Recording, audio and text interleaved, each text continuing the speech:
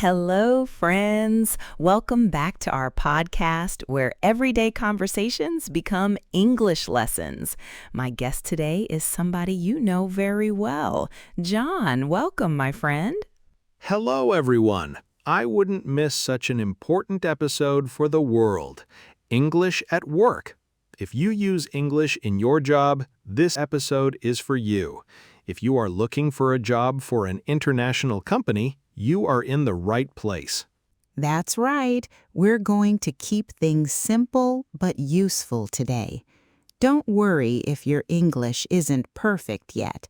We'll explain everything step by step.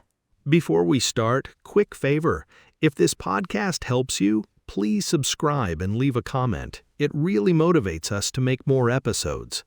Okay, John, let's start with something almost everyone does at work, writing emails. What's the number one rule? Be polite and be clear. Don't just say, "Send me the file." That sounds rude. Instead, say, "Could you please send me the file?" Or, "Would you mind sending me the file?" Nice. Those small words, could, would, please, make a big difference. Now, how do we start an email? If you know the person's name, use their name, writing, "Hello, Mr. Jones," or just, "Hi, Sarah," if it's more casual. If you're writing to a group, you can say, "Hello, team," or "Hello, everyone." And how do we end an email? Common endings are regards, best regards, or just thanks. If you're close with the person, best alone is fine too. Good. What about the middle part, the actual message? Keep it short. Say what you need in the first sentence. If you have several points, use a list instead of one long paragraph. Nobody enjoys reading a wall of text. That's true for any language. One more thing, attachments. If you send a file, always mention it. Something like, "Please find the file attached," or simply, "I've attached the document." Perfect. So for emails, remember, polite request, clear greeting, short message, and mention your attachment. Great summary. Now, let's talk about something a little trickier, reading reports at work. Reports can have a lot of numbers and difficult words. John, any tips? Yes. First tip, learn the common words used in your industry. A quick online search of business vocabulary for your field can help a lot. Second tip, if you see letters you don't know, like an abbreviation, write it down and look it up later, like EBITDA, earnings before interest and taxes, depreciation and amortization. Third tip, look at the summary at the top of the report. It's often called an executive summary, and it gives you the main ideas in just a few sentences. If that's not there, upload the document to Claude or Gemini and ask for a summary. That saves so much time. And don't forget the pictures. Charts and graphs explain data quickly. Read the titles and labels carefully. They tell you what you're looking at. One last tip. If a word or a number confuses you, just ask a coworker, "What does this mean?" I'd advise you to Google it first. Sometimes asking the wrong question can be used against you. Your coworker may go behind your back and tell your boss, "I thought his resume said he knew this stuff." Great advice. The corporate world is a competitive place. You cannot expect that everybody has your best interest in mind. Now, let's move to something many people find stressful, meetings. How do we join the conversation in English? Let's start with sharing an opinion. You can say, "I think," or "in my opinion." And if you agree with someone, just say, "I agree," or "good point." If you disagree, be soft about it. Try, "I see what you mean, but I think differently," instead of just saying, "No, you're wrong." Much more polite. What if you don't understand something in the meeting? Just ask. "Could you say that again, please?" Or, "Sorry, I didn't catch that." These phrases are your best friends in every meeting. And if you want to add something to what someone else said, Try, can I add something? Or building on that point, it shows you're listening and thinking. what if you need to speak, but someone else is talking? Sorry to interrupt. Then say your point. It's polite, and people usually won't mind. Great tips for meetings. One last thing, the tone of the meeting matters too. A meeting with your team might be relaxed, but a meeting with clients is usually more formal. Listen first and match the style of the room. Americans tend to smile a lot. That doesn't mean they like you or will do what you tell them to. They are just being polite. Good point. And if you're leading the meeting, try to speak a little more slowly and check in with people.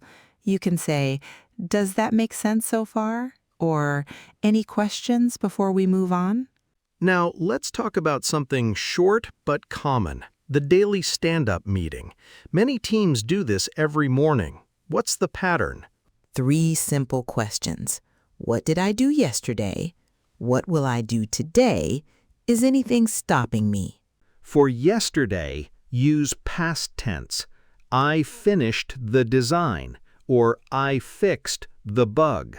For today, use I'm going to or I'm planning to. For example, I'm going to start the new feature today. For problems, I'm stuck on or I'm waiting for feedback on. Keep it short. Stand-ups are usually only a few minutes. Exactly. Sometimes you also write these updates instead of saying them out loud, maybe in a report. Then the language becomes a little more formal. Instead of fixed the bug, you might write, I resolved the issue with the login page. Good difference to know. Now, a bigger conversation, the one-on-one meeting with your manager. These happen less often but matter a lot. What English do we need here? When you talk about your work, give real examples. Say, I made significant progress on the project, and then explain how. Be ready to show numbers and quote people who've said good things about your work. I finished the project early and under budget. Don't be shy about your success. In the U.S., being humble may be interpreted as having nothing good to say about yourself and your performance. And if you're having a problem, be honest but calm. Say, I'm facing a challenge with, and explain what you're doing about it. Always suggest a solution and ask your boss for feedback on it. Never give more problems to your boss. You can also ask for help. Try, could you give me some advice on this? Or, I'd like your input on. Then give your boss credit when the project is complete. That means mention that your boss helped you deal with the problems, or put your boss's name together with yours on the final report. Even if the help wasn't substantial, it will improve your relationship. And if you want to grow in your career, say so. I'd like to develop my skills in, or I'm interested in taking on more responsibility. Managers like hearing this. Great advice. One more tip. Prepare before the meeting. Write down 2 or 3 things you want to say. It helps a lot when you're nervous. And don't forget to listen too. If your manager gives you feedback, you can say, "Thank you, that's helpful," or ask, "Could you explain a bit more?" One-on-ones go both ways. Make sure to never criticize your boss, even if the company claims to have an open door policy. That means that you can walk in and tell your boss what you believe the problems are. Focus on solving problems, not bringing up new ones. Now, let's finish with something fun. Small talk with coworkers. This is the friendly, relaxed English we use outside of official work topics. Yes, during a coffee break, you could ask, "How's your day been going?" Or, "Did you have a good weekend?" And you can answer with something simple like, it was relaxing, I just stayed home, or it was busy, I visited my family. If you want to ask about someone's work casually, try, "How's that project going?"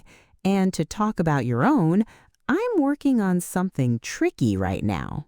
What about making plans after work?